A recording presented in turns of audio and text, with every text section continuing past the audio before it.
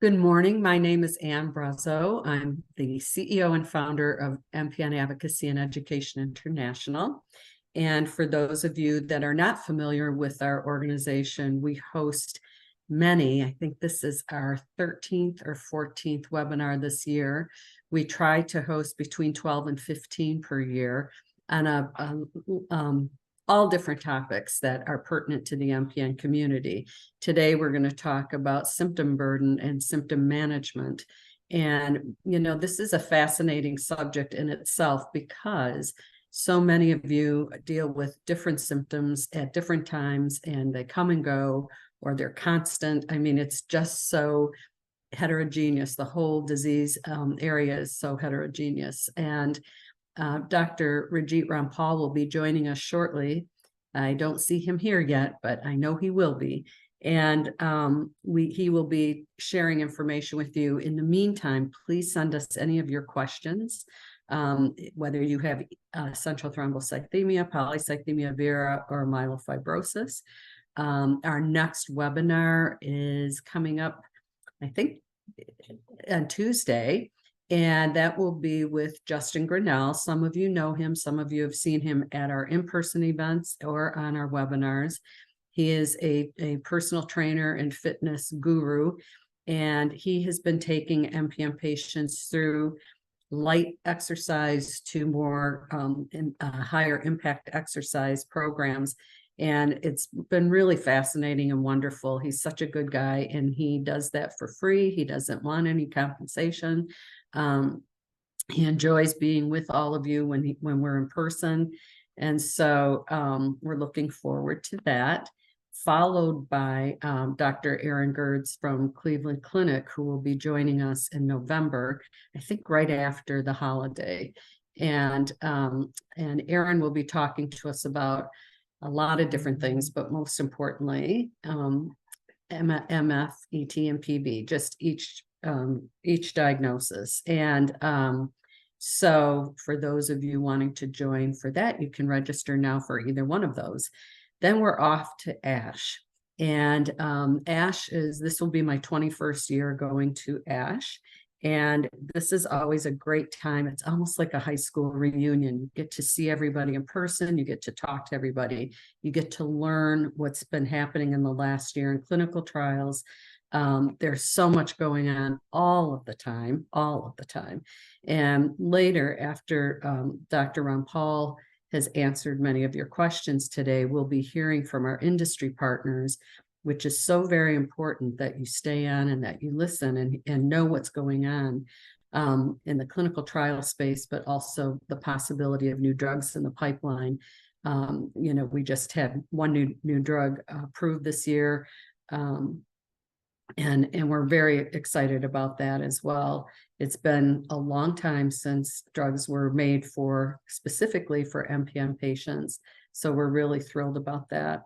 I want to thank all of the patients here today and out there for your participation in our surveys. We just conducted a survey asking patients, how they felt, even though their spleen may have shrunken, if they're feeling any better. And interestingly, the larger percentage of patients that participated said no, they are not feeling much better just because their spleens have shrunk. And get this, many of them didn't even know their spleens had shrunken. So it's just been a fascinating survey, and we're still going through every question and going through each item, and we will be writing about that very soon in our next newsletter. So again, if you have questions, please send those along. And I am still waiting for Dr. Rampal. He must have gotten stuck with a patient, but we can, have you heard from him yet? So we will continue to, if you do have questions, please send them along right now. Actually, if it's okay with some of our industry partners that I know that are here, we could do a few updates if that's okay with them. I know that Merck and Company, Alicia Shilton-Lloyd, who's the executive director of hematology oncology and a patient innovation and engagement person at Merck, and Merck and Company. Alicia, are you available to do an update now? Of course, Anne, I'd be delighted to. Can Thank you you hear me so okay? much. Thank you so much. No problem. So, hi, as Anne mentioned, I'm Alicia, and I'm Merck's Global Patient Insight Lead for Hematology Oncology. I used to head up the Medical Affairs and Patient Engagement team at Imago Biosciences. Imago was a clinical stage biopharmaceutical company that was acquired by Merck in January of this year. And Merck is developing new medicines for the treatment of MPNs and other bone marrow diseases. Our lead candidate for the treatment of MPNs is bomedemstat. Bomedemstat is an investigational, once-a-day, oral, lysine-specific demethylase 1, or LSD1, inhibitor. LSD1 is believed to play an important role in the maturation of blood cells in the bone marrow. And bomedemstat is an investigational agent, which means it's not yet approved by the FDA for use outside of clinical trials. You can find currently enrolling clinical trials for bomedemstat and other Merck investigational agents at www.merckclinicaltrials.com. And we've recently started enrolling a phase 2 trial in PV in the US, as well as in the UK and Australia. In a few weeks, we will begin our phase 3 trials in ET in over 20 countries, including in the US. And again, you can find out more about these trials once they're open for enrollment on www.merckclinicaltrials.com or clinicaltrials.gov. And of course, Anne and her team always make sure they mention these clinical trials in their newsletters as well as other notices. So that's probably one of the easier places to find out about these clinical trials as well as all of the other ones in the MPN space. And throughout the process, we will, as always, be partnering with Anne and the MPN Advocacy and Education International team to ensure our data and information remains as accessible as always, including the information on these clinical trials and additional ones that I just mentioned. I think that's all I have to update on, Anne. Back to you. That's enough, and that is fantastic. I'm so happy to hear it, and just in time as Dr. Rampal is joining us. And thanks so much, Alicia, for jumping in. We really appreciate it. Hi, Raajit. Hi, and thank you for joining us. I know you're so busy, and I was going to do a song and dance if we waited much longer, but I'm so thankful, and so are they for your joining, because I'm sure no one wanted to hear that. And so we're talking today, as you know, about symptom management with PV, ET, and MF. And would you like to, share with us just some things that you are learning over all these years? What's working, what isn't, what symptoms still seem to persist even with the medications, and so on. Yeah, I think maybe the thing to start the conversation, the important thing for definitely for the patients to know about is making sure that they advocate for their symptom burden to be known, right? I think one of the things that happens sometimes, especially if someone is under treatment with docs who are less familiar with the disease, is that we tend to come in and we say, "How are you doing?" Patient says, "Everything is okay," but everything isn't okay. If you don't ask the right questions, you don't find out what people are suffering from. And one of the important things I think in MPN is we know a lot of the clusters of symptoms thanks to Ruben and others' work that we have to focus on. So I think what I would one clear message to send out, I think, to our patient community is if you have a symptom and you don't feel like that's being heard, you have to make the doc or whoever's taking care of you aware of that, right? That's a really important point. And I know sometimes people are hesitant to do that because they don't want to feel like, well, everything that they're feeling is related to their MPN. And that is often the case. There's other things happen, right, in life, and there's other reasons to have symptoms. But it is worth mentioning because sometimes it is related. And I think that's an important thing. Now, with regards to, the broader question, right, what have we learned? It's interesting because there's I think one of the things that, the research over the last 10 years has shown is that we're underappreciating symptoms, as I'm sort of alluding to. Part of that is, we're not always asking the right questions.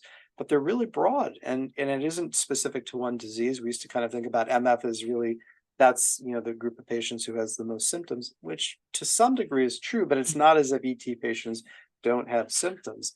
And certain things seem to be true across the board. An example of being fatigue. Fatigue is the most common symptom regardless of the disease subtype that one has. So being aware of that is a really important thing. How you manage it, that's the more complicated thing. And I think the good news is that with improved treatments, I think we're seeing better outcomes in terms of how we're doing with patients' symptoms. But it's also important to think about the other things that I know you talk about a lot, which is how do you change aspects of your lifestyle to deal with symptoms? That's important. And things like exercise and diet, I don't think we spend enough time talking about those things and how they can help people live better lives. I think you're absolutely right about that. And you missed the little segment I talked about, a survey that we just sent that was born out of a conversation a couple months ago about the idea that this endpoint of a smaller spleen is the answer to everything for some of our patients. And the question arose, how well do these patients feel after their spleen has shrunken? And guess what? Half of them didn't even know their spleen had shrunken out of 200 people. And many of them said, I feel the same. I still have the same symptoms. And so, so there's this disconnect between that endpoint and some of the other things that are going on, not to mention all the other symptoms, as you said, some that are definitely related to the MPN, but some that may not be. But and the fear of the patient bringing it up, particularly women who have night sweats during certain times of the year or certain times in their lives. And that's always been an issue, that while it could be this or could be that, and it's never really related to their MPN. I think you and so many of the other MPN specialists nowadays have come to that realization that, yes, it definitely could be your MPN that's causing the night sweats. But I have some questions here for you, as we knew we would. What positive effects can this patient expect after switching from Jakafi to Ojjaara, including respect to level of fatigue? Do we know that yet? It's that. Yeah, I mean, I'm not sure that there's a lot of granular data, right, in terms of there being a broad improvement in symptoms. So putting it a different way, there was a study done called the Momentum study, and the endpoint of the study was the symptom improvement in patients. So these are patients who had been on a JAK inhibitor and were anemic and had a certain symptom score, and they got randomized to go on to momelotinib or Ojjaara, or onto danazol, which is an ancient drug that we use to treat anemia. And so patients did better with the Ojjaara versus the danazol in terms of their symptoms improving. Now, when we look at something like a total symptom score, we're looking at the score in aggregate. So that is made up of a number of different symptoms. Fatigue, of course, is the most common and most prominent, but a number of other things as well. I think it's a bit of a difficult thing to say to anybody, hey, you can expect a 20% improvement in X symptom, fatigue, whatever it is, when you switch from one drug to the other. Fatigue is a complicated thing. And what I always tell patients is fatigue is always multifactorial. It is never one thing. And in myelofibrosis in particular, one of the key things that I think is important to tease out when talking to a patient is that there is fatigue that is related to anemia, which is really pertinent to discussing momelotinib. And then there is fatigue that is related to disease. And then there is fatigue that can be related to any number of other things, including just life, but also other medical conditions. So sometimes you can tease that out. And one of the ways you tease it out is, for example, if somebody is anemic and they need a blood transfusion and they feel better and that resolves their fatigue, fine, that is anemia-related fatigue. But if it doesn't get better, then it may be very well due to the disease itself, which does cause fatigue. What we know momelotinib can do is improve patients' hemoglobin. And that has been shown now in multiple studies. And so I think one way to answer that question is that there is certainly an opportunity that someone's fatigue will get better by virtue of their hemoglobin getting better, which is one of the effects that that drug can have. So I think that's how I would pose it. Could disease-related fatigue get better as well? Certainly it can, because the drug is a JAK inhibitor. So that is, of course, a possibility as well. Mm-hmm. And we did, the yoga study mentions fatigue and how it did alleviate some of the fatigue in some of our patients. And we have begun to offer yoga and breathing exercises and yoga in our platform for this part of this year and next year. But is there any reason to stop higher risk sports when diagnosed with an MPN? We do have some young people that are they are still going strong and doing what they usually do, and they're doing fine.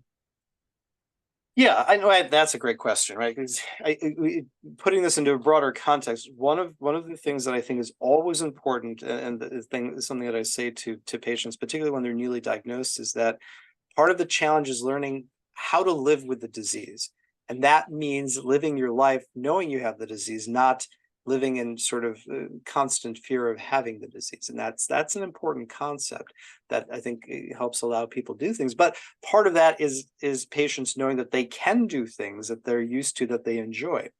I think when it pertains to MPNs, there's a couple of considerations. Number one, the obvious thing is spleen. Somebody with an enlarged spleen should not be playing rugby, right? I don't know that anyone should play rugby unless their bones are made out of steel. But I think those are the types of things, contact sports, where, yes, there is a real risk of, rupturing the spleen if it's enlarged. And that's one caution, one broad caution, and that pertains to PV patients to some degree too. The second issue is bleeding and clotting, right? So some patients with MPNs, particular PV and ET, can be more prone to bleeding as a result of the disease. People who have really high platelets, as an example.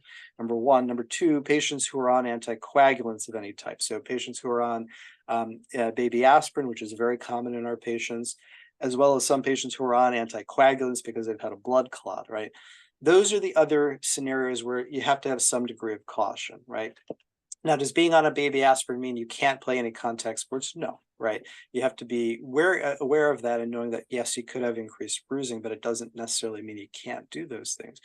If you are on a blood thinner, I think it's a very different thing, because the risk of injury, particularly, a bleed that could be devastating, like in the brain, the risk is higher. So picking the right sports, the right activities is important.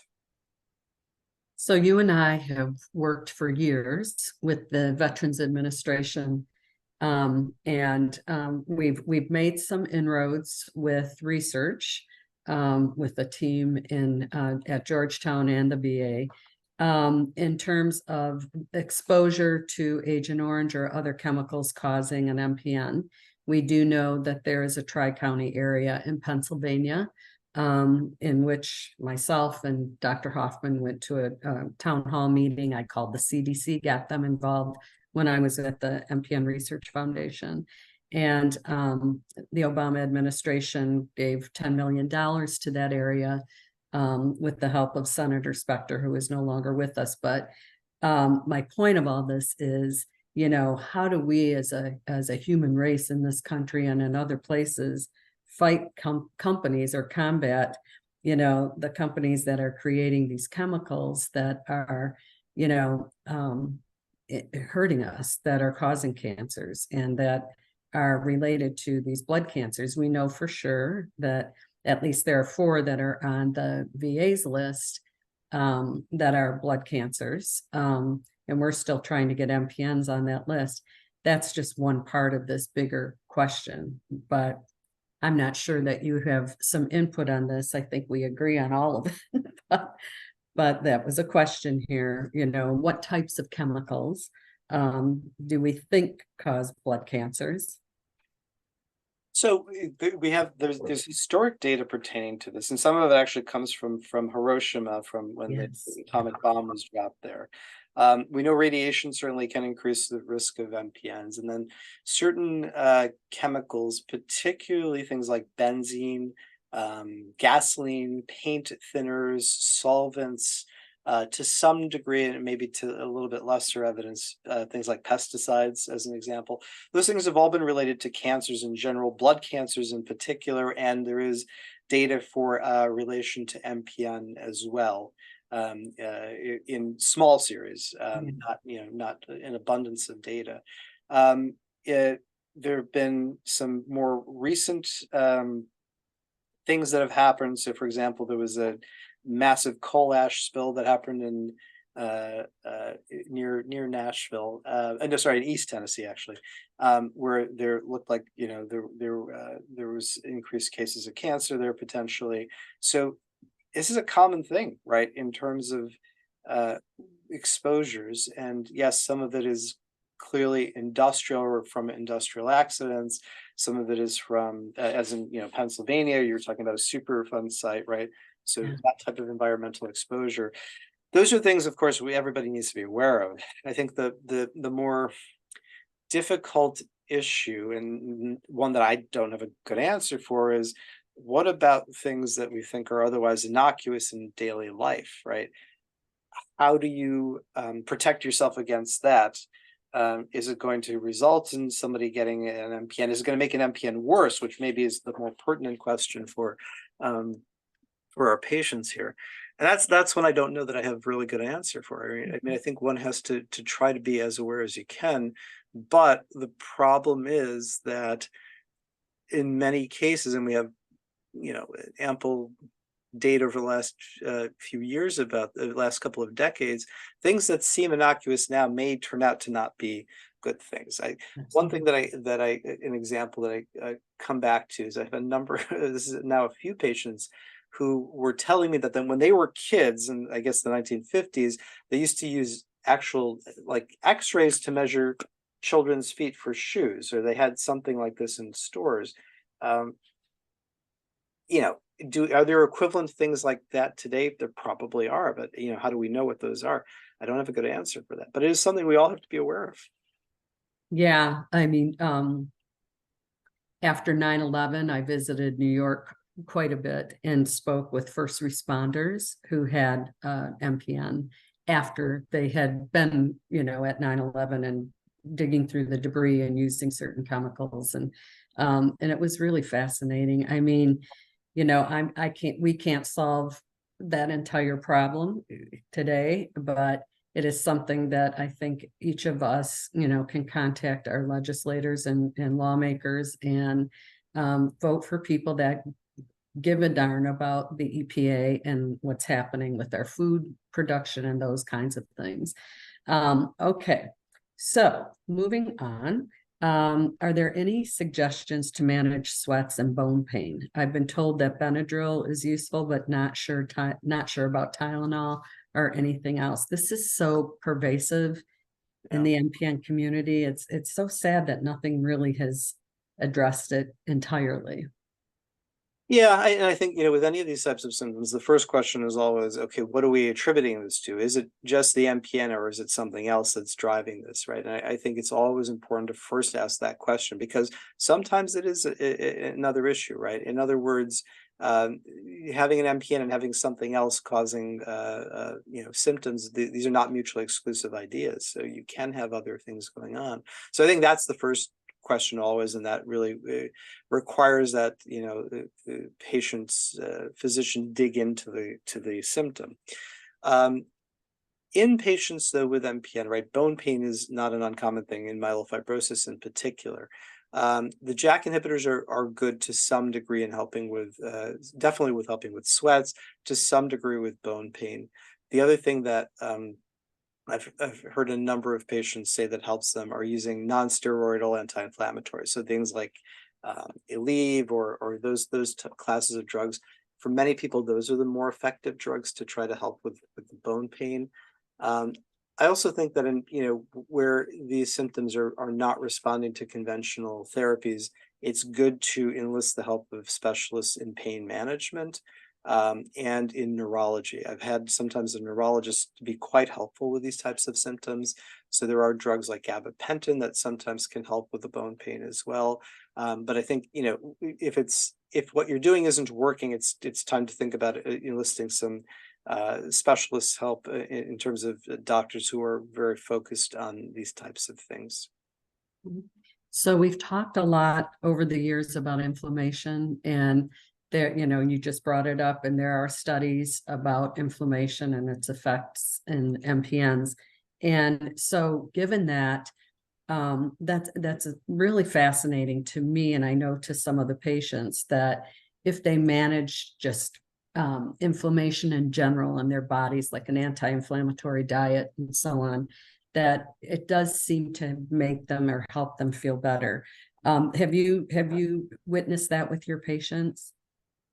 Yeah, I mean, I think you're exactly right. There's always been this thought that inflammation is driving the disease, but increasingly, even from a biological perspective, that seems to be the case. There's now a number of different studies that have come out in models of MPN, like in mouse models and using human samples, where it's absolutely clear that inflammation is a key component of advancing the disease.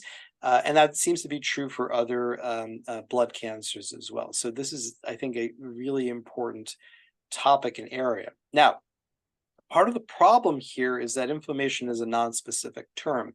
There are a bunch of cytokines that get elevated in patients with MPN, and it isn't entirely clear which ones are responsible for which symptoms. That's kind of the holy grail of understanding inflammation in MPNs. And it's going to be a very difficult thing to tease out because there's a lot of things that get dysregulated. So knowing which ones are actually responsible for causing a set of symptoms, not clear at this point. That being said, can one think about general anti-inflammatory measures, both medication-wise and lifestyle-wise? Yeah, the answer is yes, right? So, a lot of the medications that we have, JAK inhibitors, but other newer drugs that are emerging, work by having, in part, an anti-inflammatory effect. And this is particularly true of some of the new drugs that are in development for myelofibrosis, where they are specifically targeting these inflammatory pathways. So I think there's a lot of promise there.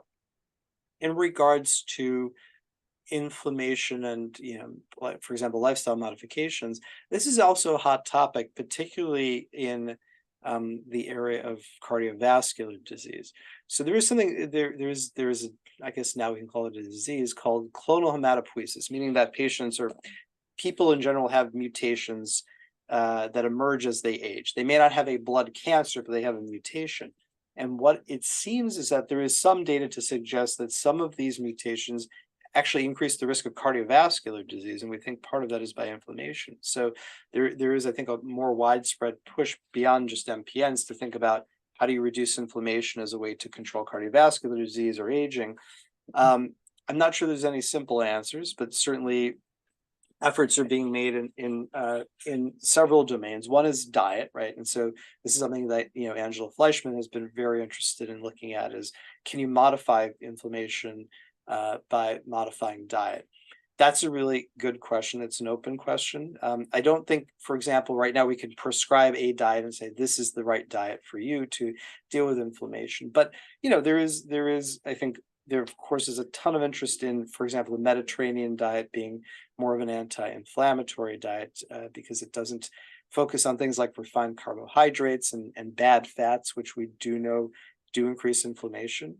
So I think being cognizant of those things and making smart general dietary decisions is an important aspect of everybody's health, honestly. Mm-hmm. But particularly when you have a disease like this. So Mm-hmm. I guess I'm reluctant to say there is a right diet or a right approach, but I think there are ways to optimize. That's maybe the key. Yes, like watching what you eat exactly, and not smoking, and all the things we talk about on a regular basis. So given that there are this huge list of symptoms, and so yeah, my spleen has shrunken, I still have night sweats, I still itch, I still have all these things. There are lots of trials with combination drugs. And, we all see that as the way of the world, now and going forward. And are you seeing any distinct changes with combination drug therapy with your patients? Yeah, I mean, I think you're right. It's an exciting time. We have so many different new drugs. We have, now 4 JAK inhibitors, but now we have an array of new drugs that are being combined with JAK inhibitors that work in a very different way from how our JAK inhibitors have worked traditionally. Now, again, as we were talking about a few moments ago, a lot of these drugs work in an anti-inflammatory capacity, and so, without, I guess, diving into data for any of these drugs or combinations in particular, do I see improvements, or have I seen rather improvements in patients' symptom burdens on some of these new combinations? The answer is absolutely yes, right? Of course, that's anecdotal, and we have to wait for more data to emerge from all of these studies to tell us more about what the extent of that benefit is, right? And it also will be interesting to know, and I don't know that we have this granularity of data yet, are there some drugs that are better for some types of symptoms? I think that's an interesting question. And that may help us in the future in a world where we have multiple treatment options. That may be an important question for us to know the answer to. And right now, I don't know that there is, but I think we need to ask that question. Yeah, that's great. Yeah, I agree. So this patient is taking Besremi and doing very well on it. I still get very itchy and have mood swings and am easily irritable. Do you have any suggestions to help me? Tough. I'm presuming the diagnosis is PV because that's what Besremi is Right. approved for. And again, here's a situation where things can be multifactorial. So PV absolutely causes itching. Besremi can cause itching as well, and it certainly can contribute to mood swings. Right, those are things that we know that interferons in general can do. There are a couple of things, and they range from simple lifestyle things to using other medications to help. I think with regards to itching can be perplexing in this disease in terms of how to manage it. Some suggestions are simple, and now I'm speaking kind of broadly, right? One of the times that patients complain of itching in particular is after taking a hot shower. And one thing that patients have taught me, at least tactics that sometimes work, are of course not to take hot showers and not to towel dry, oftentimes just to sort of air dry. That will alleviate some of the symptoms. Patients will often say that it's really when they're toweling off that it just gets intense. So that's kind of one example of some things you can do from a lifestyle change point of view. In terms of other things that can help with itching, there are a variety of things that people have tried and that we have tried in patients, and that can include simple things like antihistamines. And I think initially trying a non-sedating antihistamine that are over the counter is important. Things like loratadine, for example, or Claritin is the trade name for that, which are non-sedating. Benadryl can be used when it's particularly bad, and particularly at night, because it will help people sleep, but not something you want to be taking during the day. Then there are antidepressants, and sometimes that can be a 2-for-1, particularly in patients who are on interferon. So certain antidepressants actually are good for managing itching, as it turns out, but can also be to help stabilize somebody's mood if they're having mood swings. So that is another thing that can be used. There's always steroids, which is not really a long-term solution, but sometimes we'll give patients a prescription for a steroid pack, and if things get really intensely bad, they can take it to just break the cycle of itching, and that will sometimes help things.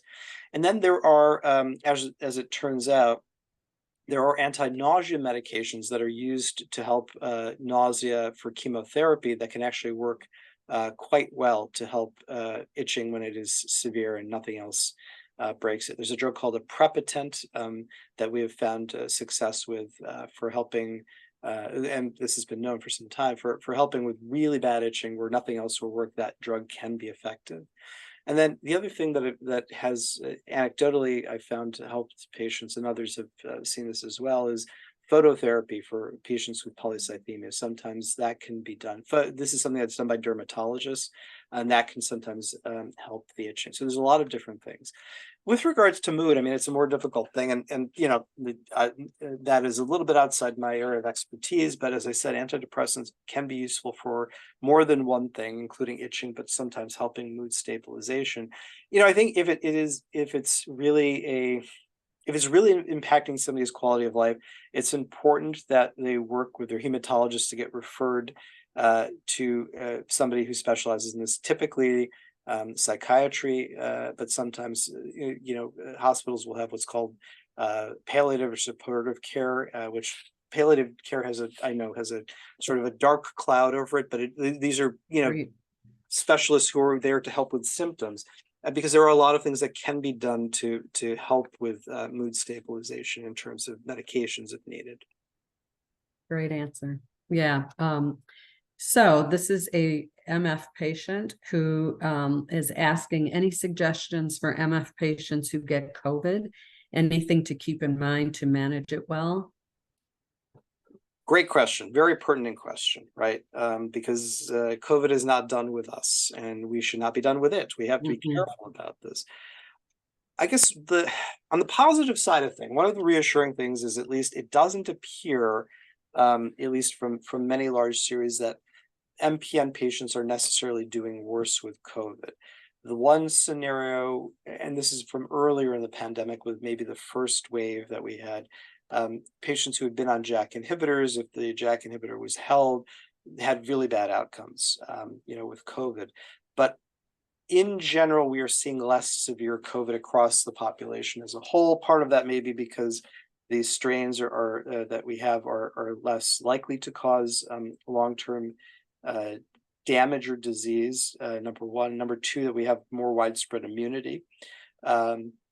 And number three, we have better drugs than we didn't have in 2020. And that, for example, is like a drug like Paxlovid that can be used. So I think, for patients with an MPN who get diagnosed with COVID, it is worth having a conversation. I would encourage people to have this conversation before you get sick. When you're talking to your hematologist, find out if Paxlovid is something that they would recommend.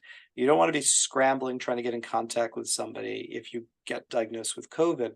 And the criteria for Paxlovid are kind of somewhat ambiguous, but for most people, if they have some what we call comorbidities, for example, hypertension or being overweight, those would put them into a risk group where we would say Paxlovid is reasonable. So for an MPN patient where we know that COVID can increase the risk of blood clotting, and our patients already have that as a risk factor, my practice at least has been to often favor the use of Paxlovid, unless somebody's on the younger side of things where it may not really help anything. And that decision is based on the data for Paxlovid, where if we're going strictly off of the data for which it led to its approval, was in an older patient population, not in a younger patient population. So that's where that recommendation comes from. But I think this is a discussion that patients should have next time they see their hematologist. If I get it, should I get Paxlovid? One thing that we have to be cognizant of in a lot of our patients is that Paxlovid interacts with everything, including ruxolitinib. So sometimes we have to reduce the dose of ruxolitinib when we give Paxlovid, so that's something to be mindful of. And the second thing is, in some cases, there's too many interactions to give Paxlovid safely. But in those cases, there is a drug called remdesivir, which is given IV to treat Paxlovid, and often does require admission to the hospital, although sometimes it can be given as an outpatient. But that may be an alternative strategy. But that is, these are the types of things that, again, I would encourage people to have this discussion with their hematologists before they get sick, to know what is the game plan if I get COVID. What are you going to suggest that I do? With regards to the vaccinations, right? I think it's a little bit of a difficult thing in the sense that we don't have a lot of data to tell us what the right answer is with regard to how often people should be getting vaccinated. We're kind of making things up as we go along, and that's nobody's fault. It's just there isn't any data. because we don't know enough yet. So there are boosters available, and I think in patients who are particularly perhaps on the older side, which is a relative term, I get it, or who have other medical conditions that may put them at risk for having more severe consequences of COVID, it may be reasonable to consider, getting one of the newer boosters as well. But again, that's a conversation that I would encourage people to have with their hematologists.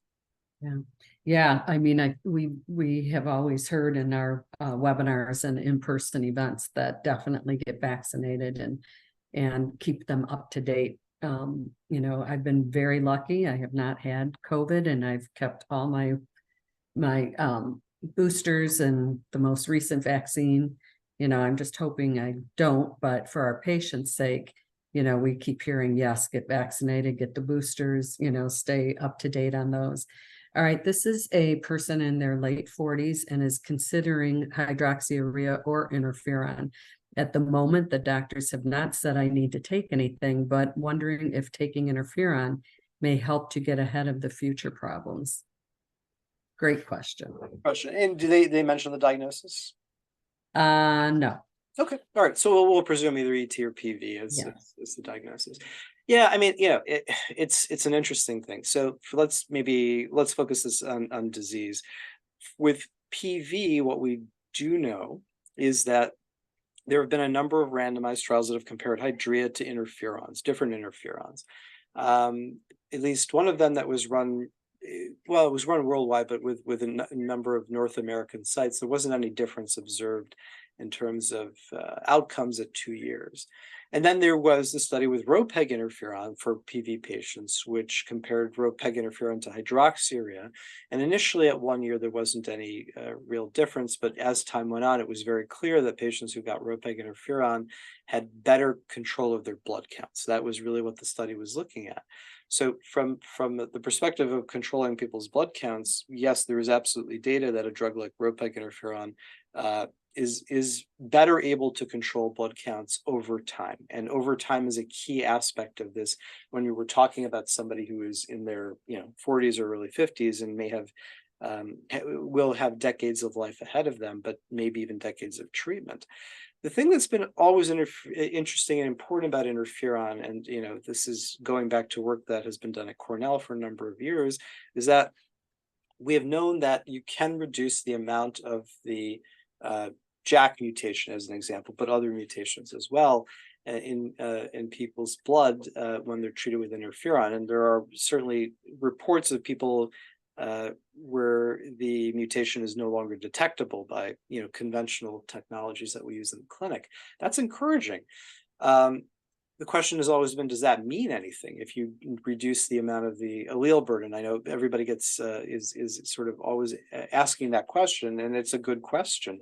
I think we need to know more data, but there is at least some data to suggest that that does matter, that it may make one more likely to respond to treatment, and even going a little bit tangential here, with the JAK inhibitors in PV, ruxolitinib, there now is data that reducing the allele burden may actually have a long-term beneficial effect. So is it important to reduce it? The answer is potentially yes, but we need to know more. Can interferon induce a long-term beneficial effect? The answer is yes, potentially, from both the prospective research, but also from retrospective papers that have looked at outcomes, for example, in PV patients long-term who were treated with interferons or hydrea or phlebotomy.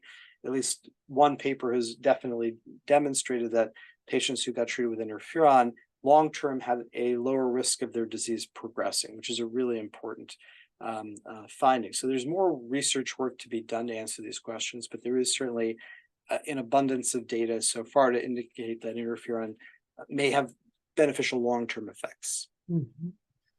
This patient is currently taking hydroxyurea with the only real symptom being fatigue. Should they consider some of the newer drugs? Okay. Yeah, I mean, coming back to our theme of what is causing what, right? I think that there's a couple of points to be made. Number one, is it the disease or is it the drug or is it both? Right. That's the first question to ask. And then, part of that rests in, did the symptoms get worse on hydria? I've certainly heard patients say that sometimes, that they symptomatically, from a fatigue standpoint, feel worse on hydroxyurea. Hydroxyurea in general doesn't tend to be a great drug to control symptoms. And there's a number of studies that have demonstrated this. So I think that in somebody where this is either this was the symptom that was most prominent before starting therapy or got worse on therapy, either of those things would say to me it is worth thinking about switching to the newer agents. And again, we're in an increasingly better position because we have newer and better drugs. This patient is there any data regarding Jakafi and the development of shingles or post-herpetic neuralgia? Great question. Yeah. So from a number of studies, a couple of studies, key studies, we've known that the incidence of shingles or zoster can increase in people who are treated with ruxolitinib. And that may be because ruxolitinib inhibits both JAK1 and JAK2. So, and of course, we know that that's important in these diseases. But JAK1, as it turns out, is a really important part of the immune system, and it helps regulate how certain parts of the immune system function. So, all in all, patients who are on ruxolitinib, there's about a 6% incidence of shingles or zoster. Not very high, but anybody who's ever had it, or you've ever known anyone who's had it, you would prefer not to have it. That's the reality. So there's a couple of key things. One is in patients who have not started ruxolitinib yet, in our practice, we do two things. Number one, we test them for any history of having had tuberculosis, because that can actually become a problem if you start ruxolitinib. Number two, if they are eligible and have not yet had their Shingrix vaccination, which is the newest vaccine for zoster, we encourage them to get that before they start. It's usually 2 doses. We try to get 1 dose in before we start. I think that's really important to really reduce the risk of this further. And in patients who have had shingles in the past, sometimes we will even start them on an antiviral as a protective measure against future zoster. But that is definitely an important consideration if you're going to start ruxolitinib. This patient was diagnosed with ET, but a few years ago it was suspected that they had PV instead. The bone marrow biopsy this year showed ET only, but their doctor believes the symptoms are saying they have PV. Should they continue current treatment of aspirin and phlebotomy as needed? Tough question. Without knowing the specifics, I can't really comment too much. I mean, I will say that it is not always clear cut, and that is a problem. We'd like to put things into convenient little boxes and say this is what it is, and that's not always possible. In terms of making the diagnosis, I will be honest, we've had the same challenges occasionally with patients where it's hard to figure out what exactly it is you're dealing with. I think this is, a situation where there are other tests that can be done aside from just the bone marrow to help support the diagnosis of saying this is ET or PV. And this may be a scenario where it is worth getting an opinion at a referral center where there are pathologists who have seen hundreds and thousands of these cases. Yeah. Will a person lose weight that they gained from Jakafi when they switch to Ojjaara? Do we know that yet? Interesting question. I don't know the specifics in terms of switching. The weight gain phenomena amongst the JAK inhibitors seems to be specific to ruxolitinib. It hasn't really been seen with the other ones. In patients, I guess the way I can answer that is in other patients where I have had to stop ruxolitinib who did have weight gain from it, I have seen them ultimately lose the weight. Yeah. Okay, let's see. I understand RBC transfusions improve well-being when anemic, but also that they eventually not work and should be used sparingly. How do you recommend balancing this out? That's an important question. Yeah. So the consequences of transfusion. So let's talk about pluses and minuses, right? So in the short term, if somebody is symptomatic, particularly if somebody has a history of heart disease and they're having chest pain or shortness of breath, take the transfusion. There is no reason not to. As a short-term measure, it makes sense. And for some patients, it becomes their intermediate term strategy for how we deal with their anemia. The downside of this is you develop antibodies to red blood cells. And so what can happen over time is it becomes increasingly hard to find a unit of blood that will match a patient. So what we do, and many patients are familiar with this, is when we get blood work, we do what's called a type and screen, and that is looking for antibodies in somebody's blood against a lot of different things, including red blood cells. So in somebody who's never had a transfusion, it's relatively easy to find a unit of blood that you're compatible with. But in somebody who's had lots of transfusions, they develop antibodies, and it becomes more of a challenge to find a unit of blood that doesn't have the antigens or markers on the blood cells that somebody has antibodies to. So that is a consequence that happens over time. The second thing is that when you transfuse red blood cells, you end up giving people extra iron. And the body does not have good ways to get rid of iron. And so iron ends up building up in the liver and sometimes in the heart, and that damages those organs. And that's a consequence of long-term exposure to transfusions, as it turns out. So I think that one shouldn't be afraid of getting a transfusion if it is medically needed. That is a reasonable thing to do. But it is, worth thinking about other things that can help with regards to anemia. And I think that's really one of the important things in the current era is we now have a number of drugs that work better for anemia than we've had historically, right? So we've talked about momelotinib or Ojjaara, which certainly has a benefit. There's other drugs that are ancient that can be used, like danazol we mentioned, or erythropoietin stimulating agents. These are injections that people get. And there's data for a drug called luspatercept that's approved for myelodysplastic syndrome, but has been studied in MF. So there are a lot of different things we can do for anemia aside from transfusion. So this is a great question too. They all are, because I know so many patients that suffer with this particular issue, and that is this individual has great management of all their symptoms and blood levels with the hydroxyurea, but continue to get mouth sores frequently. And since over-the-counter treatments have not helped, does antiviral medicine like Valtrex work to decrease these sores? Should it be used to both heal and prevent them? I love this question because there are so many people that deal with this. Yeah, no, I think that's a good question. And here again, the question is what's driving it? Yeah. Valtrex is used for specific types of viral infections that cause mouth sores, which can happen in anybody, but may happen more frequently in people on hydrea. If mouth sores are recurrent, it's important to get this evaluated. Often what we will do is we'll send people to dermatology and have them actually biopsy some of the sores to see, are these viral or not? They can also take a viral culture from it. And if it's not, and it's really from the hydrea, then the Valtrex or similar medications aren't going to help. There aren't a lot of great answers. There are things that can be used to support people through them, like topical barrier ointments, and also sometimes just very simple remedies like taking in 8 ounces of water, taking a teaspoon of baking soda, mixing it up and doing rinses 3 to 4 times a day. But if it's a persistent problem from the hydrea, it's worth talking to your doctor about thinking about switching medications. Mm-hmm. Okay, this patient is 75 years old with ET, who gets very bad leg and hand cramps.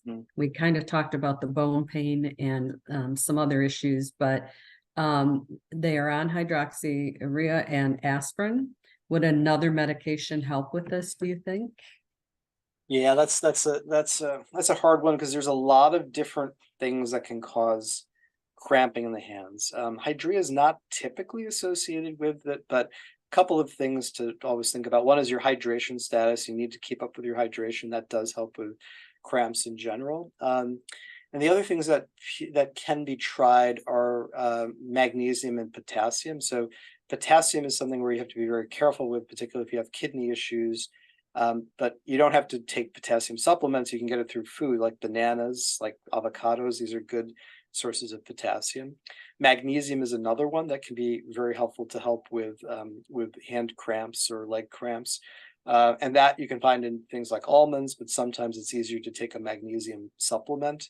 that can help with that. I found that to be useful in a number of patients.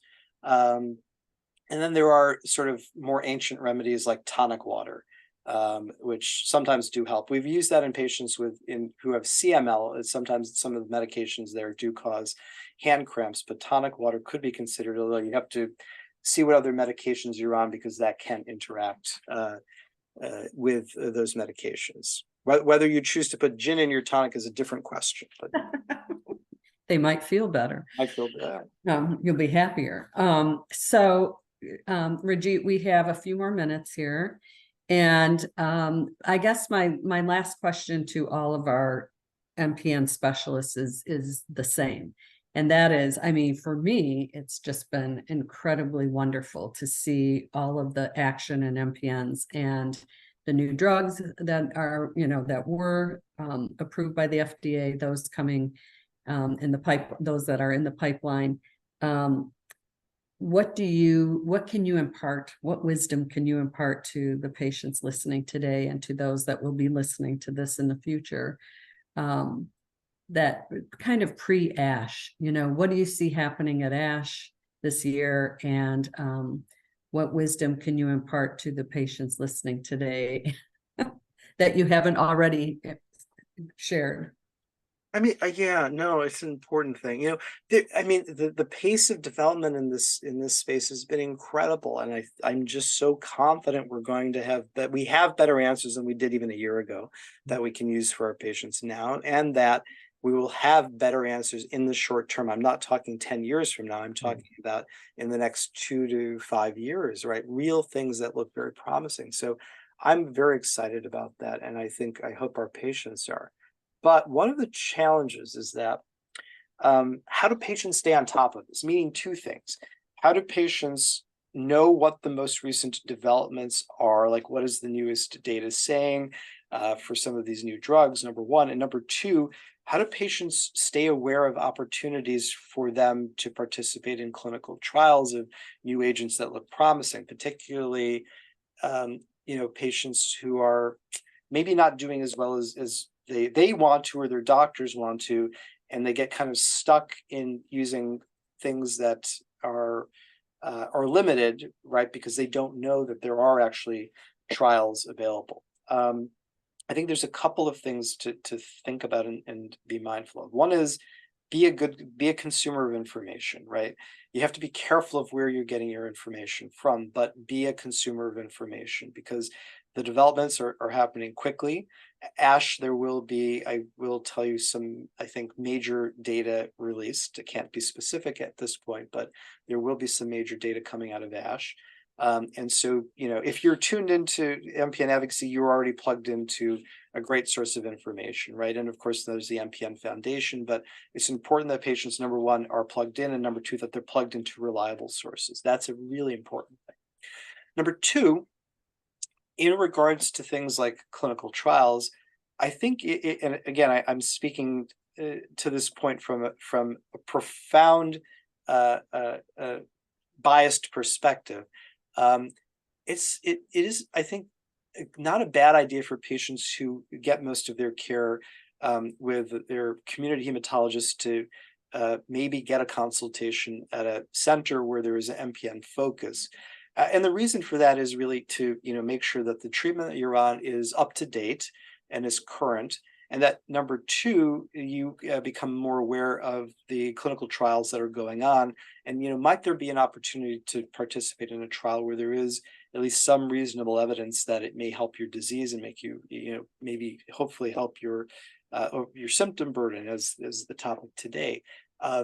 You don't know until you know. And so I think that's where, getting plugged in with an MPN program at one of the major academic centers, it's not a bad idea even to just have a consultation to get that knowledge. Absolutely. And I loved what you said early on about not being afraid to tell your physician how you're feeling, your blood work and all the other things that bring the physician to the conclusion that you may need this or may need that or may need nothing, doesn't necessarily mean you're not feeling awful.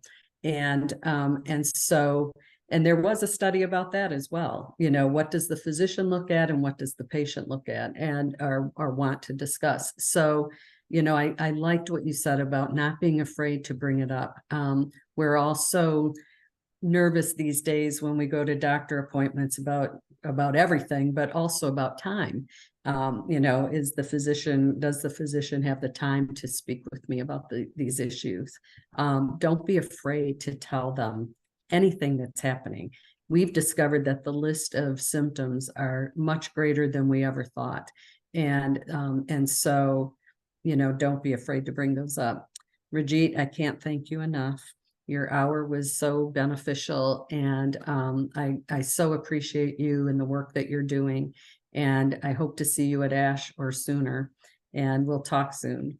But Thank you so much. very I always appreciate the opportunity. Yes, and we're going to move on to our industry partner updates. And Dr. Rampal mentioned clinical trials, and I know there are many going on, but stay with us and you will hear from our industry partners.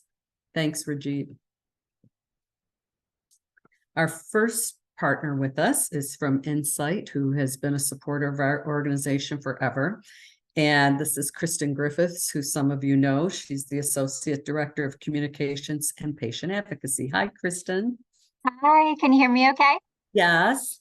Oh, great. So thank you so much for having me. It's always an honor to be, you know, on the same call as Dr. Rampal. So really a pleasure to be here, and I'm really honored to be a part of the program today.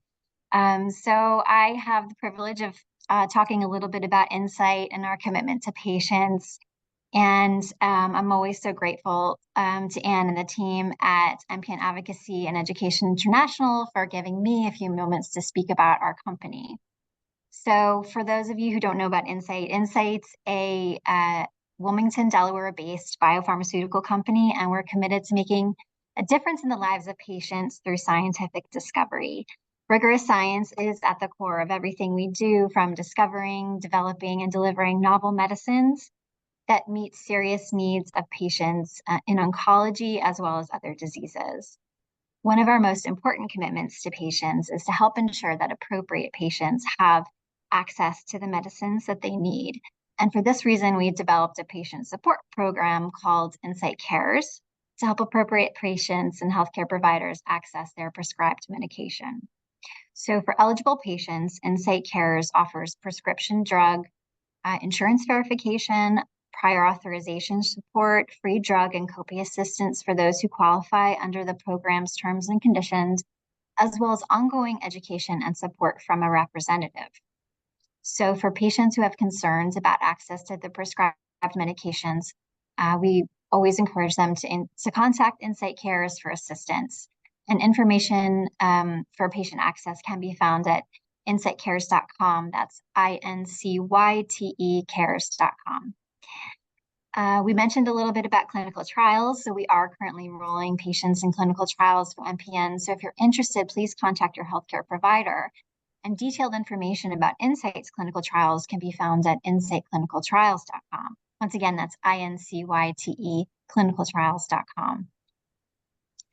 We strive to enhance support in the patient community and integrate an authentic patient voice throughout our initiatives. So for this reason, we love to partner with MPN Advocacy and Education International, because it's key to helping our understanding of the unmet patient need and the caregiver needs as well, including raising disease awareness and providing educational information to the community.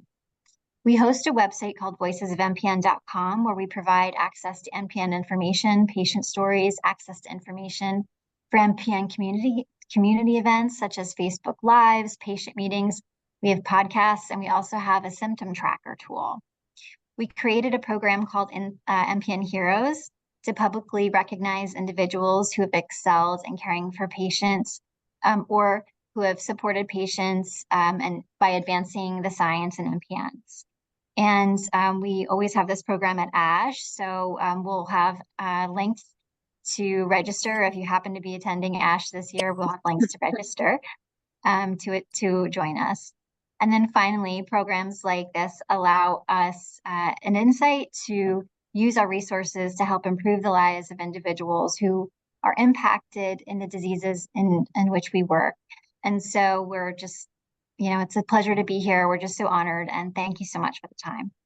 Thank you, Kristen, very much. That was very informative. Thank you. Yeah. We'll move on to AbbVie and Brian Murray, who's the Associate Science Director. Hi, Brian. It's good to see you. Can't hear you. How about now? Good. All right. Fantastic. Thanks so much, Anne. Great to be here. Always good to see you as well. Hi, everyone. My name is Brian with AbbVie, and I'm here to talk to you about some of the clinical trials that are ongoing in the area of myelofibrosis, where we're evaluating a novel drug called navitoclax in combination with ruxolitinib or Jakafi, which you just heard from Incyte, developed by Incyte. And so AbbVie has a long history of developing drugs in blood cancers. Today, I'm going to talk a little bit about navitoclax and what we're doing in myelofibrosis. So disclaimer, navitoclax is not FDA approved. It's investigational.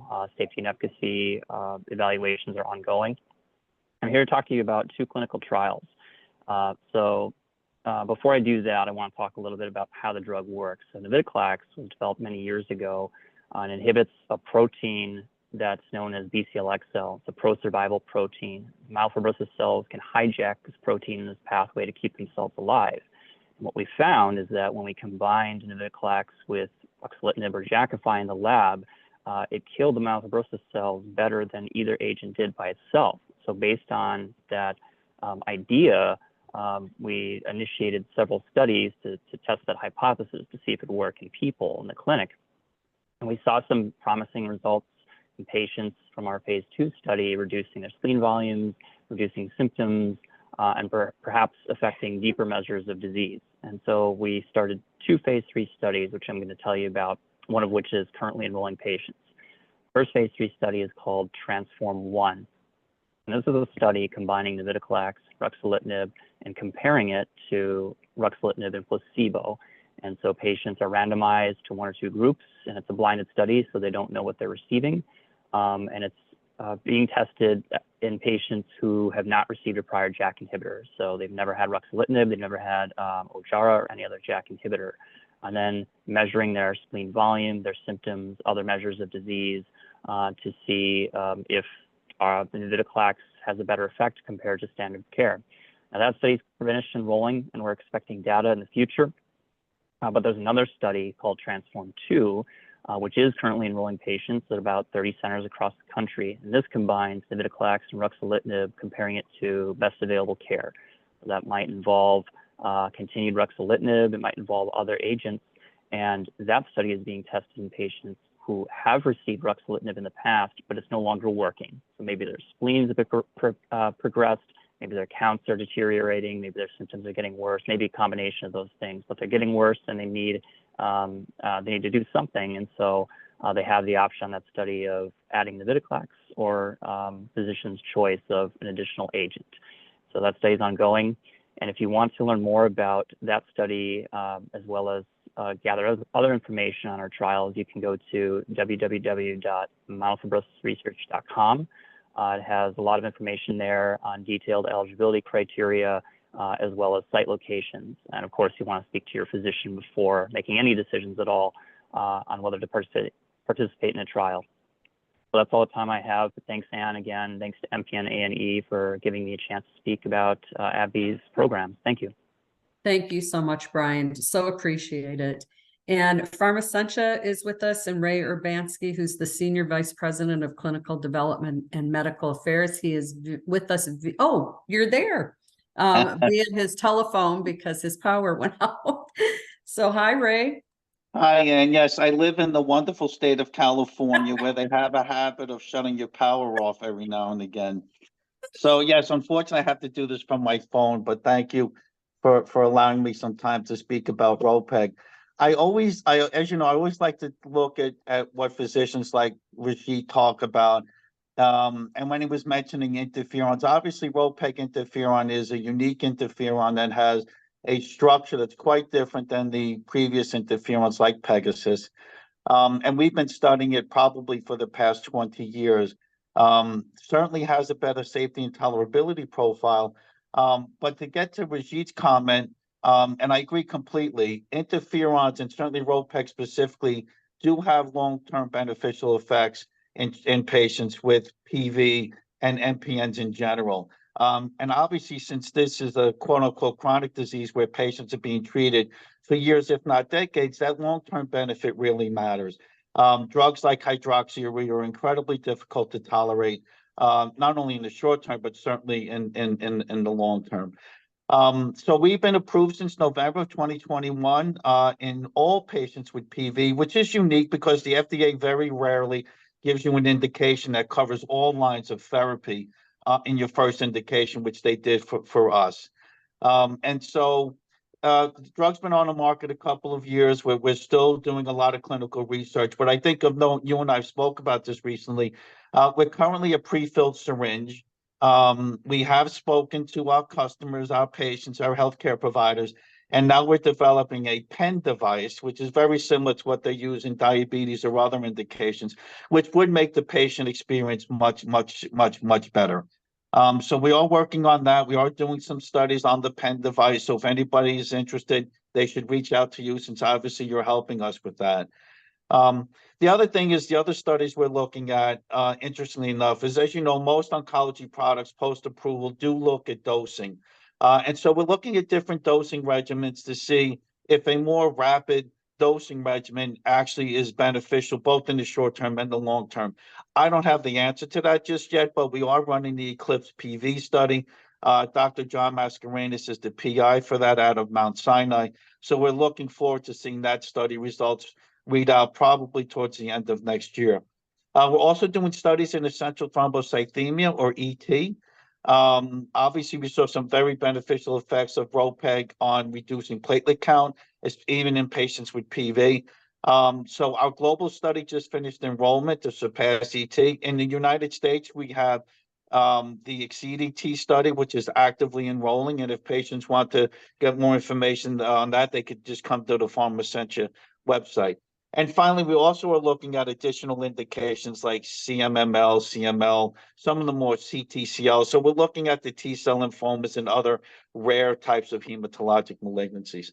So with that, thank you again, Anna. My apologies for dropping off while I had to call in. Oh, that's quite all right. And thank you. That was really informative. And I hope that everyone's listening to where these, about these trials. We put the information on our website as well.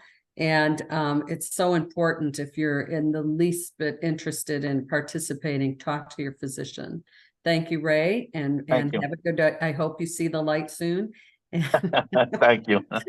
Okay, and we'll move on to GSK and Susie Seitman, who's the patient engagement liaison. Bonjour, madame.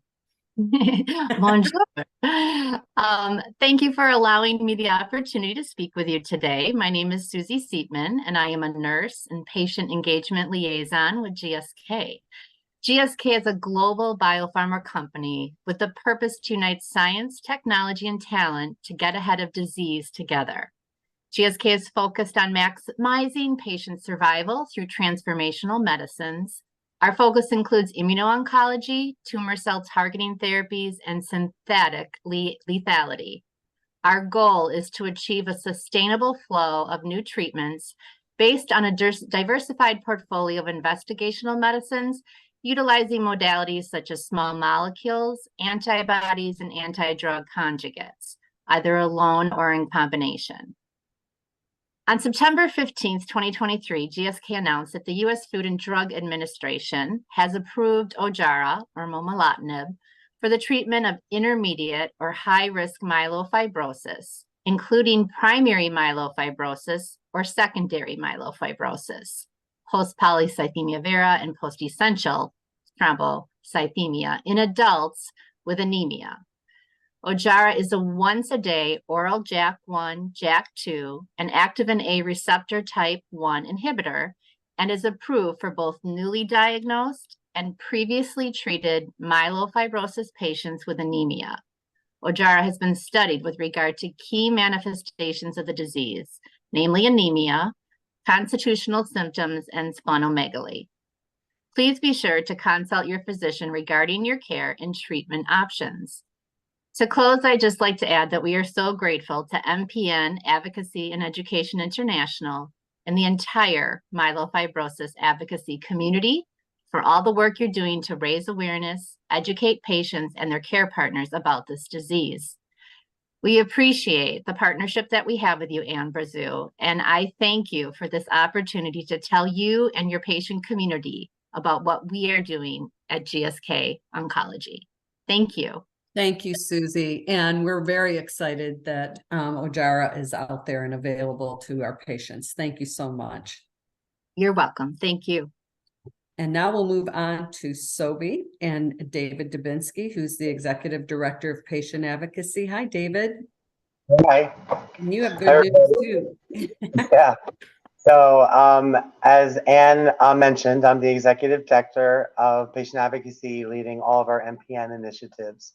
And Sobi is a pharmaceutical company as well. And our mission is really about making innovative care possible for those living with rare and severe diseases.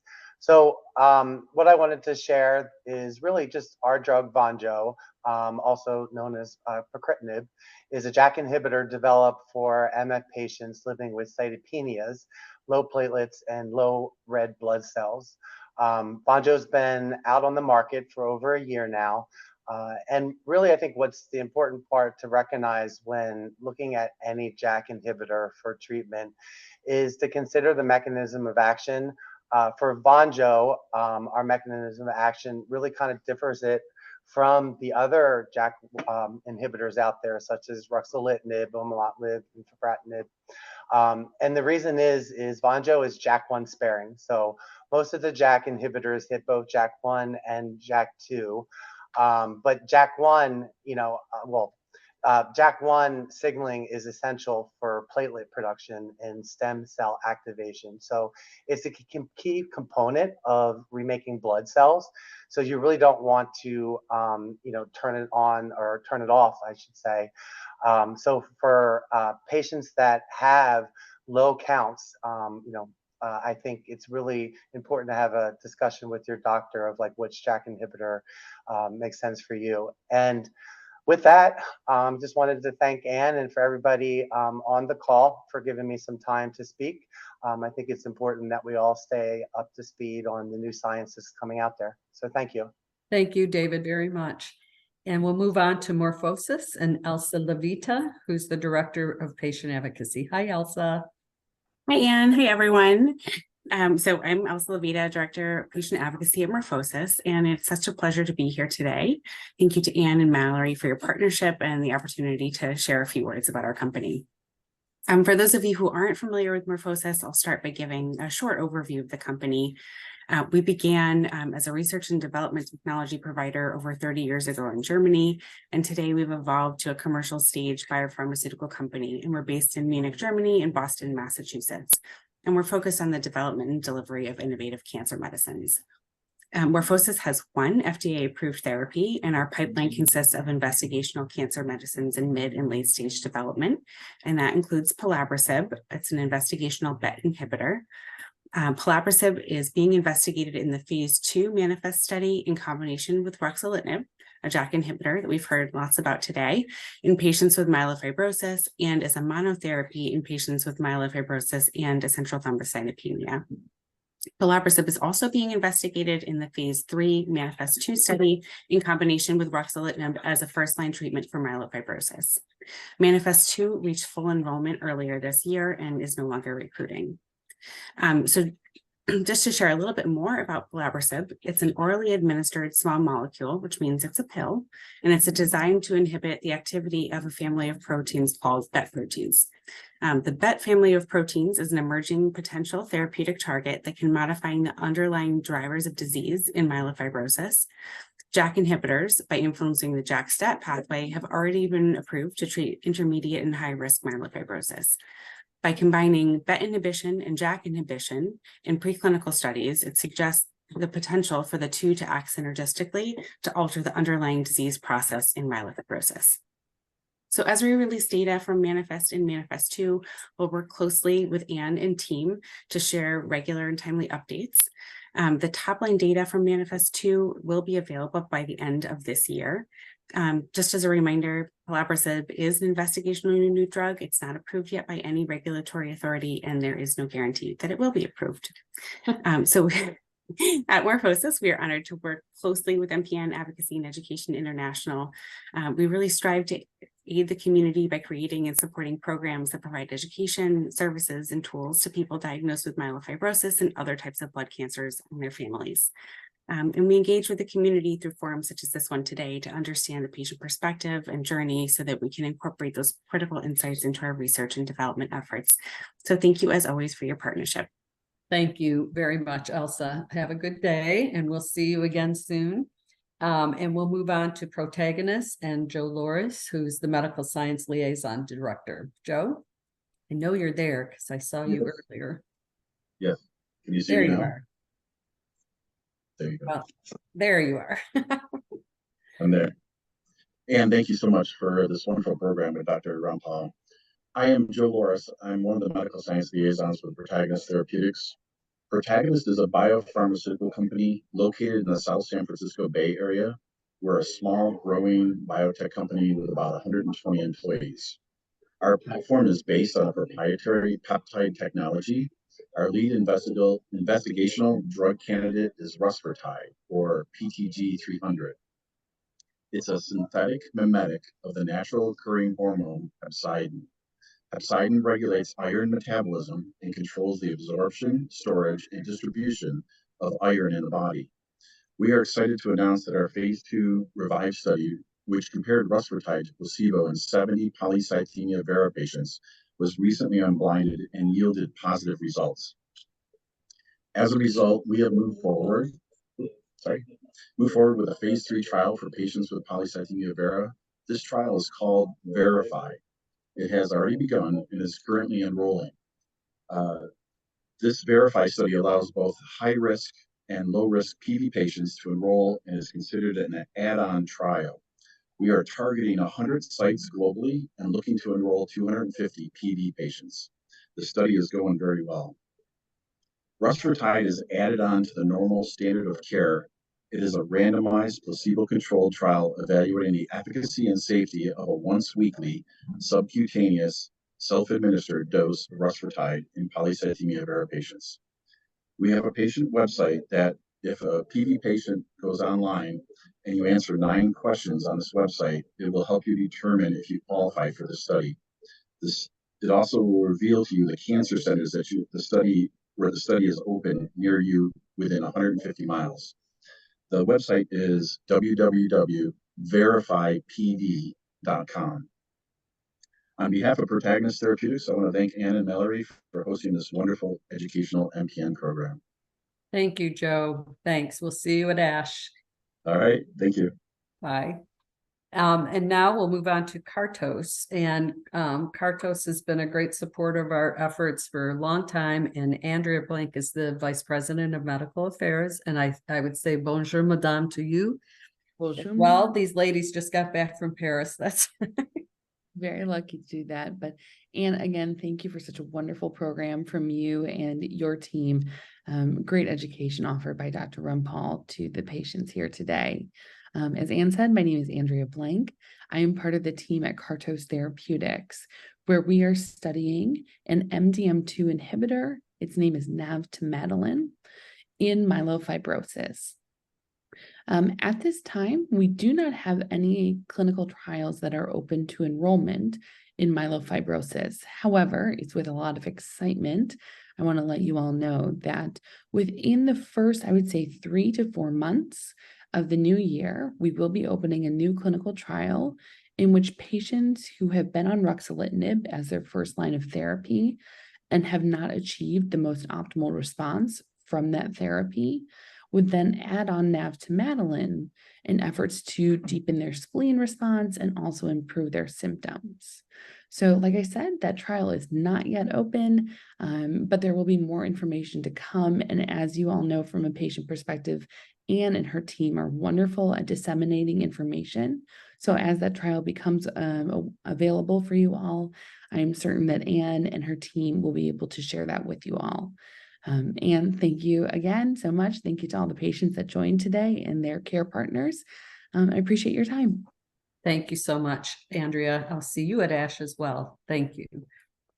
And now we'll move on to Karyopharm and Steve Kai, who's the Vice President and Medical Team Lead. Oh. Yeah, hi, Anne. Sorry. No, sorry about that. I'm Mandy Kaur. I'm helping Steve out today, and I'm the medical affairs lead for Karyopharm. Okay, thank you. Thank you for having us here. And I'm going to tell you a little bit about Karyopharm and then our open trial and rolling trial we have. So for Karyopharm Therapeutics is a pharmaceutical company headquartered in Newton, Massachusetts. And we were founded in 2008 with really a vision of pioneering a potentially new approach to treating patients with cancer. And we're really excited to be developing a potentially new oral treatment option for patients with myelofibrosis. We're currently evaluating selinexor, an FDA-approved drug for multiple myeloma and relapsed refractory diffuse large B-cell lymphoma. We're investigating selinexor in patients with myelofibrosis. So we have a trial open. It's actively enrolling. It's a phase 3 study called Export MF034. And it's for adult patients with myelofibrosis who have not previously received a JAK inhibitor. The trial enrolls patients 2-to-1 ratio to receive selinexor in combination with ruxolitinib, a JAK inhibitor, versus ruxolitinib plus placebo. And we do have patient-reported outcomes as a key study endpoint, in addition to the traditional clinical endpoints of spleen volume reduction. So really, I want to thank Anne, MPN Advocacy Education International, for organizing this webinar, really bringing clinicians, patients together, and partnering with companies like us to really make sure patients have a voice and they're heard in all we do. Thanks to the patients, families, care partners, and physicians and staff at the sites involved in clinical trials to make it possible to advance new therapies like selinexor. To find out more information about our trials at Karyopharm, you can email us here at clinicaltrials@karyopharm.com, or you can go to our website, karyopharm.com/patients/clinical-trials for more information. Thanks, Sam. Thank you very much. And thanks for stepping in for Steve. And now we'll move on to Silence Therapeutics and Bill Abernathy, who's the advisor of global marketing and development. Bill? Thanks, Anne, for this opportunity to speak to your community today. As Anne said, my name is Bill Abernathy. I'm an advisor to Silence Senior Management, working to begin or strengthen relationships between Silence and patients, patient advocacy groups, physician experts, and medical societies around the world. Let me introduce you to Silence, its technology platform, one of the compounds in development, and a clinical trial in PV that was begun recently. Silence is a small biotech startup. It's about 125 employees worldwide. Its headquarters is in London. It has a US office in Hoboken, New Jersey, and its R&D operations are in Berlin. Silence does not yet have any products on the market, but it does have several products in development. Its technology platform is designed to target liver cells in the body by linking siRNA molecules to chemical address tags called GalNAc, a naturally occurring sugar that specifically binds to a receptor found only in liver cells. These RNA molecules can enter liver cells to silence targeted disease-associated genes that are highly expressed in the liver. One of the compounds resulting from this technology platform is designated SLN124. SLN124 has the potential to treat genetic hematologic conditions by targeting and silencing TMPRSS6 to increase hepcidin levels and restore iron balance. Silencing TMPRSS6 could increase hepcidin, restricting iron availability to reduce red cell mass, hemoglobin levels, and hematocrit, as well as reallocate iron to normal functions. SLN124 has been investigated in 24 healthy volunteers. It increased average hepcidin up to 4-fold and reduced serum iron approximately 50% after a single dose. This activity persisted for at least 2 months, which was the study period. It was well tolerated with no serious or severe adverse events. SLN124 is currently being studied in a phase 1/2 study in PV. The phase 1 study is open label, it's dose finding. It's enrolling up to 65 participants, and there are US sites open currently and more US sites to be opened in the next couple of months. You can find out more about this particular trial at silence-therapeutics.com and certainly clinicaltrials.gov. The outcome measure for the phase 1 study is incidence of treatment emergent AE adverse events and assessment of number of phlebotomies at different intervals. The outcome measure for the upcoming phase 2 study would be number of patients who are phlebotomy-free after treatment with SLN124. Another contact for you at Silence is Alberto Martinez. He's a clinical scientist. He can be reached at a.martinez@silence-therapeutics.com. And again, thank you all for your time today and for this opportunity. Thank you, Bill. And you can also find information about trials on our website as well. And we try to keep all of you updated through this format and also in our clinical trials and science updates. But thank you so much. Lastly, but certainly not least, is Tokes Oluwasanjo, who is with Janssen, and she's the medical director of early development and oncology. Hi, I'm so glad to see you again. Anna, it's good to see you too. I just want to thank MPN Advocacy and the Educational International for this opportunity to share our commitment at Janssen to treating MPN patients worldwide. I'll be discussing our study of VAC 85135, which is an investigational vaccine regimen, and it's being evaluated by itself and in combination with an additional study medication for the potential treatment of patients who have a CALR mutation or JAK2 V617F MPN.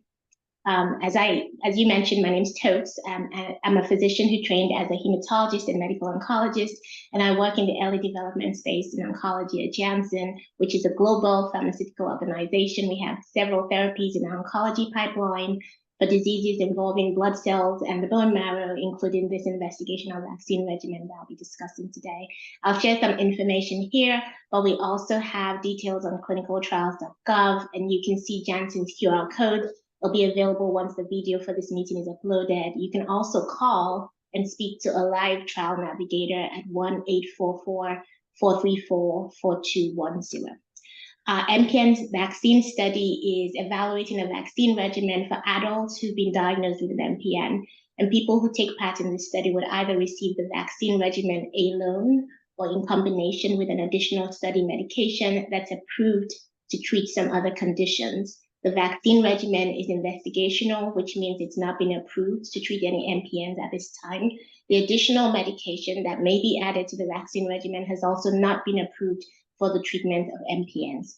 This means that only people with an MPN who participate in research studies like this one can receive the investigational vaccine regimen either alone or in combination with this additional study medication. The vaccine regimen is made up of 2 oncologic vaccines that are administered at different time points. The way they work is quite similar to a flu vaccine, but while a flu vaccine trains your immune system to recognize and destroy the flu virus, an oncologic vaccine trains your immune system to recognize and destroy cancer cells. The safety and the effectiveness of the vaccine regimen are being evaluated to determine if it helps your immune system attack and destroy MPN cells in your body. If you're eligible for the study, you'll receive a total of 9 injections of the vaccine regimen. If the additional study medication is part of your treatment, you'll also receive 9 infusions of this additional study medication. The entire treatment period will last about 60 weeks. You'll be asked to visit the clinic about 15 times to undergo tests and assessments to evaluate your health. And depending on your location, all study required visits, tests, and medications may be provided at no cost. You may also be reimbursed for study required travel. Fantastic. You may experience 1 or more side effects, like with any clinical trial, during the study, and before you start the study staff would review all the known study-related risks and side effects with you throughout the study period. However, you'll be monitored very closely for any side effects and any changes in your health. If you decide after you start the study that you no longer want to participate, you may withdraw your consent at any time. To be eligible for the study, you must be 18 years of age and older, diagnosed with either essential thrombocythemia, primary myelofibrosis, post-essential thrombocythemia myelofibrosis, or pre-fibrotic myelofibrosis. To be eligible, your MPN has to be classified as not low risk. And for patients with ET, not very low risk. Patients with polycythemia vera, post-polycythemia vera myelofibrosis will only be considered at a later stage in the trial. In addition, you need to be positive for either a type 1 or type 2 CALR mutation, or you have to have a JAK2 V617F positive MPN. There are additional criteria that will apply, and your doctor will go over these with you if you're interested in this study. I want to thank MPN Advocacy and Education International again for the opportunity. Oh, there's a spot right here. Oops. For the opportunity to share Janssen's commitment to developing innovative treatments for MPN patients with you. Thank you, Anne. Thank you very much. And we so appreciate your time and sharing this with us. And we will see you at ASH as well. Thanks again. Where do we sit outside? In closing, I don't know whose microphone is on, but in closing, I would just like to say thank you all for joining us today. This is recorded and it will be available probably in the next couple of days. And so if you have questions, you can go back to review this. Next week, we will be hearing from Justin Grinnell, who will give you some exercise tips for MPN patients and caregivers and everybody. And we hope to see you soon. Thank you again. Take care.